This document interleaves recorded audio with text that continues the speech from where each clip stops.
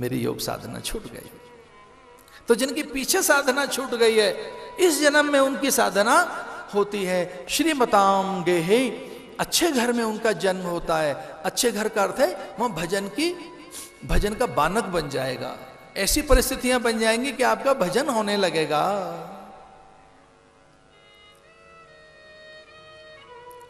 तो भाभियां और चाचियां, ताइयां और घर के बड़े बुजुर्ग और घर के बड़े भाई ये सब कहते थे ये बैठा ही रहता है, भजन करता रहता है, कुछ करता तो है नहीं। अब उनको कौन बताए ये पूर्व जन्म में महात्मा भरत, ये राजा भरत है जो आपके घर में आया है। तो ऐसे बैठे रहते थे वो, हमेशा आसन लगाए। तो भाभियों ने कहा कि बिल्कुल भरत की तरह से बैठा है, जैसे महाराजा भरत बैठे हों, इस तरह से बैठे हैं महाराज, ये तो कुछ करते तो है नहीं। तो फिर दूसरे लोगों ने कहा भरत जैसा तो है पर जड़ है, ये तो बैठा तो भरत की तरह से ही है समाधि लगाकर, पर भरत नहीं है तो जड़ है, जड़ भरत है। तो नाम क्या हो गया? जड़ भरत। पता नहीं नाम तो क्या था, लेकिन चूंकि ध्यान में बैठे हैं, समाधि में बैठे हैं, स्मरण में हैं, तो भरत नाम दे दिया उनका। तो राजा भरत की तरह से बैठे हैं, जो महात्मा भरत थे ऐसे बैठे हैं। तो कुछ मोहल्ले के लोगों ने, घर के लोगों ने कहा जड़ता में बैठा है, जड़ है, तो नाम हो गया जड़ भरत। और वो कुछ दिनों के बाद में निकल पड़े जंगल में। जब आप किसी काम पे नहीं रहते घर में, तो घर के लोग भी धीरे से कहते ही रहते हैं कि कब निकले ये, और वो या कि निकल जाए तो कोई फर्क नहीं पड़ता। जड़ भरत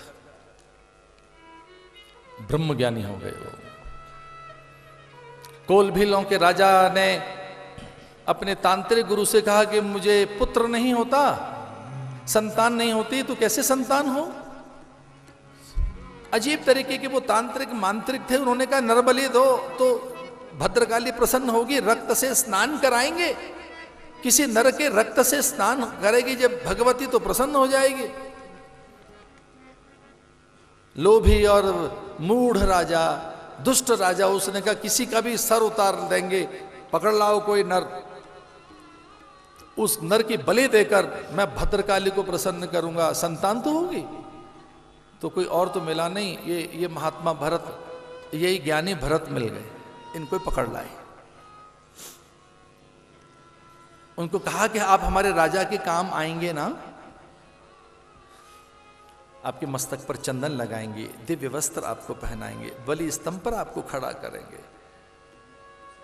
राजा अपने हाथ में खड़ग लेकर आपका सर धड़ अलग कर देगा। आप तैयार हैं? अब मस्तराम, उन्होंने कहा कौन सा सर, किसका धड़, कौन सा राजा, कौन सी प्रजा, मस्त, ये सारी हवाएं में हूं, धूप में हूं, धरती ही में हूं, मैं ही तो सब में हूं, सब मुझ में है, समाधि की उच्चतम अवस्था। तो उन राजा के अनुचरों को लगा ये मूढ़ भी है, जड़ भी है, और ऐसे ही पागल सा, इसी की बलि ठीक रहेगी। उसको खड़ा कर दिया बलि स्तंभ पर, और तांत्रिक गुरुओं ने कहा कि इसका सर धड़ अलग करेंगे। राजा तलवार लेकर जब हम बोलें तो इसका सर उतार लेना, इसमें से रक्त का जो फव्वारा निकलेगा उसे भद्रकाली को प्रसन्न करेंगे।